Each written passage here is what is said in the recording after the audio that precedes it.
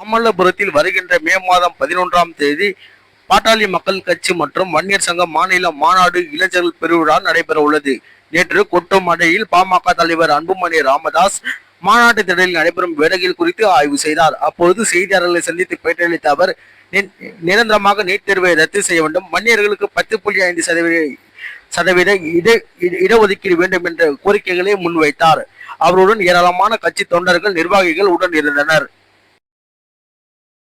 கணக்கெடுப்பு மாநில அரசு நடத்த வேண்டும், மத்திய அரசு நடத்துவோம் என்று அறிவித்திருக்கின்றார்கள்.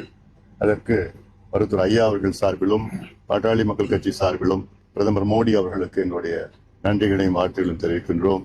மருத்துவர் ஐயாவுடைய 45 ஆண்டு கால கோரிக்கை அது, போராட்டம் அது. எத்தனையோ பிரதமர்களை மருத்துவர் ஐயா அவர்கள் சந்தித்தார்கள். கடந்த காலத்திலே ராஜீவ்காந்தி அவர்களையும், VP சிங் அவர்கள், வாஜ்பாய் அவர்கள், மன்மோகன் சிங் அவர்கள்